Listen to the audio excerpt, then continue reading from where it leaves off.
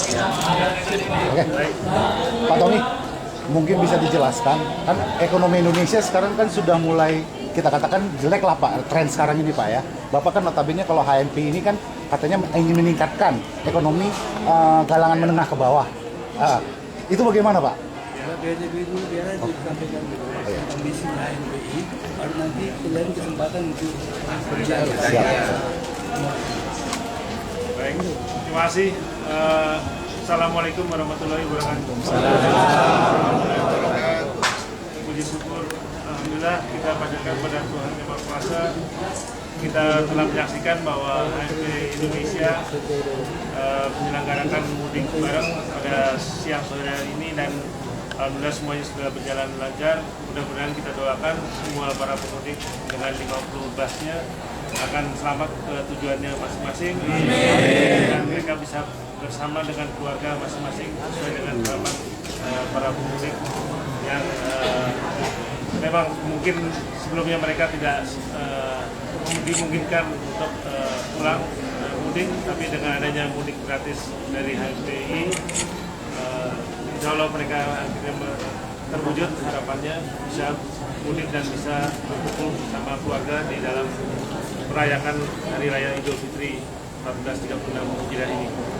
Dan untuk kegiatan HMPI sendiri memang kedepannya kita fokuskan pada ekonomi kerakyatan dan pendidikan dengan mengedepankan kearifan lokal di daerahnya masing-masing, dan juga kami ingin ekonomi kerakyatan ini tujuannya adalah meningkatkan ekonomi rakyat, terutama di pedesaan, di perkotaan juga tentunya, dan kaitannya dengan pertanian, peternakan, buruh, dan pedagang-pedagang asongan di perkotaan. Dan kita harapkan program-program ini akan berjalan baik, dan tentunya karena memang jumlahnya begitu besar, yaitu tanah air, tentunya langkah-langkah yang akan kita lakukan bertahap dan sesuai dengan kemampuan daerah masing-masing. Dan kaitan dengan pendidikan, tentunya juga saya harapkan bahwa banyak masyarakat kita yang masih belum mengenyam pendidikan tinggi, bahkan pendidikan SD, SMP, SMA pun yang dikatakan gratis oleh pemerintah, tapi masih banyak yang belum mengenyam pendidikan tersebut. Karenanya HMPI tersebut akan menjembatani dan ingin mewujudkan cita-cita mereka untuk mendapatkan pendidikan yang lebih luas, lebih baik di daerahnya masing-masing.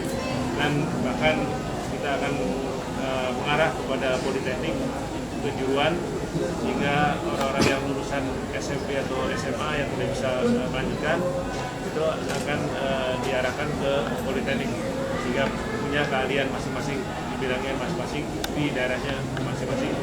Jadi mereka nantinya bukan hanya mencari lapangan pekerjaan, tapi bisa membuat lapangan pekerjaan baru sesuai dengan bidangnya masing-masing.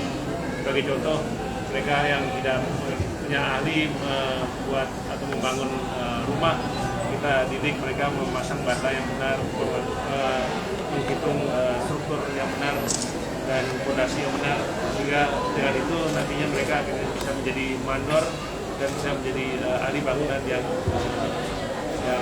mumpuni dan bisa diandalkan di daerahnya masing-masing untuk membangun rumahnya maupun tempat-tempat bangunan yang dibutuhkan di daerahnya masing-masing. Dan juga tukang las dan sebagainya, supir bus tadi, misalnya di daerah yang punya kemampuan untuk jadi supir bus atau juga supir taksi dan sebagainya, ya, kita akan mendidik mereka untuk keahlian tersebut yang akhirnya nanti bisa menjadi pekerja atau mempunyai angkot sendiri di daerahnya masing-masing. Nah, ini yang kita fokuskan dalam waktu dekat ini. Dan kaitan dengan mudik bareng, memang tahap awal ini kita hanya menyediakan 50 bus karena memang baru lama dan waktunya sangat pendek sekali, sehingga kita harapkan untuk tahun-tahun mendatang bukan hanya dengan bus, tapi juga bisa dengan kereta api dan juga kapal laut untuk yang mudik ke luar Pulau Jawa. Nah, itu yang kita akan fokuskan ke depannya, dan juga mungkin tidak gratis, tapi dengan harga yang sangat murah, yang sangat terjangkau, sehingga volume atau orang yang bisa mudik akan lebih banyak lagi nantinya. Itu program-program yang utama yang akan kita lakukan. Karena kaitan dengan perkembangan ekonomi nasional sendiri ya tentunya kita tidak akan membandingkannya langsung dengan itu, karena kita memang lebih fokus pada kemampuan di daerah masing-masing. Karena memang bagaimanapun ide dari pusat kalau di daerahnya tidak mampu menjalankan program-programnya juga tentunya akan sia-sia. Karenanya kami harapkan bahwa HMPI Indonesia di daerah itu akan sangat berperan aktif dalam mengembangkan ekonomi kerakyatan itu. Karenanya HMPI Indonesia di daerah itu kita lebih fokuskan ke tingkat 2 atau kabupaten kota, bukan di provinsi.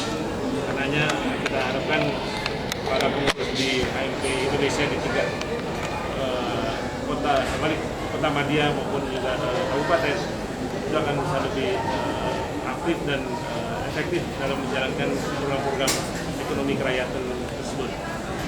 Itu mungkin secara singkat. Mungkin ada Pak Akbar tadi juga ada rencana perbaikan kesehatan. Tentunya kita juga akan memutuskan gimana puskesmas yang ada di daerah bisa lebih diberdayakan dan bisa lebih dirasakan manfaatnya oleh masyarakat di daerahnya masing-masing. Pak Akbar saya tambahkan sedikit. Baik, terima kasih Mas Ami. Jadi saya sebagai seorang senior dalam organisasi, saya menyambut baik gagasan pembentukan HMPI, di mana HMPI didirikan pada waktu tahun 8 Juni yang lalu. Dan saya melihat bahwa visi daripada HMPI ini adalah untuk melanjutkan